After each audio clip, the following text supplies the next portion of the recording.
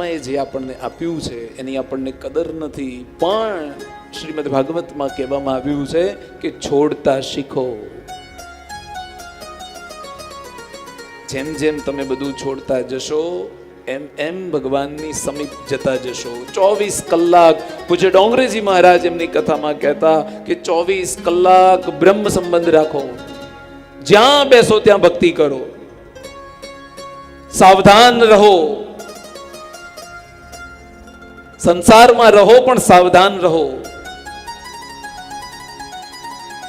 24 કલાક બ્રહ્મ સંબંધનો મતલબ એ છે કે આપણે સંસાર ત્યાગવાનો નથી, આપણે વૈરાગ લેવાનો નથી, સાધુ મહાત્મા બનવાનું નથી, ભગવા પહેરવાના નથી. સંસારમાં રહીને ભગવાનને ભજો. માયાને તમે આજુબાજુ આવવા દેશો નહીં. અને એ સતચિત આનંદ સ્વરૂપ પરમાત્માનું જો તમે ધ્યાન કરશો તો માયા તમને સ્પર્શ કરશે નહીં. અને અંતે કહેવામાં આવ્યું છે શ્રી કૃષ્ણાય વયમ નમઃ. વંદન પરમાત્માને બંધનમાં રાખે છે. પ્રણામ કરવાથી પરમાત્મા પ્રસન્ન થાય છે. અને શ્રી કૃષ્ણ, શ્રીનો અર્થ મહાપુરુષો રાધા કરે છે. અને કૃષ્ણ એટલે સ્વયં પરમાત્મા. અહીં એકલા કૃષ્ણને નહીં, રાધા અને કૃષ્ણને પ્રણામ કરવામાં આવ્યા છે.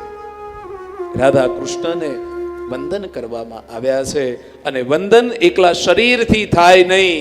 વંદન જો કરવા હોય તો હૃદયથી કરો. ભગવાનના દર્શન તમે કરવા જાઓ ને તો ખાલી શરીરથી ન કરશો, હૃદયથી કરો. વંદન કરવાથી પાપ બળે છે. વંદન કરવાથી એક જીવનો પ્રભુ સાથે સંબંધ થાય છે. વંદન કરવાથી નિર્ભય બનાય છે. અને વંદન એ પરમાત્માને ખૂબ વાલું છે, ખૂબ પ્રિય છે.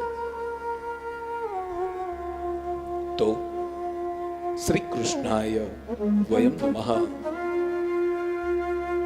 એમ કહેવામાં આવ્યું છે. ભગવાન શ્રી કૃષ્ણને વંદન કર્યા છે. અને બીજા શ્લોકમાં શ્રીમદ ભાગવતના આદ્ય વક્તા શ્રી શુકદેવજીને નમસ્કાર કરવામાં આવ્યા છે. એ શુકદેવજી મહારાજ જે જન્મથી નિર્વિકારી છે, એવા શુકદેવજી મહારાજ કે જેનો યજ્ઞોપવિત સંસ્કાર પણ થયો નથી. અને શુકદેવજી મહારાજ સર્વનો ત્યાગ કરી માયા પોતાને વીંટળાઈ ન જાય એવા ભાવથી ભાગ્યા છે. અને એ વિરહથી વ્યાકુળ થઈ પુત્રના નામ ઉચ્ચારણ સાથે વ્યાસજી એમને લેવા માટે ગયા છે.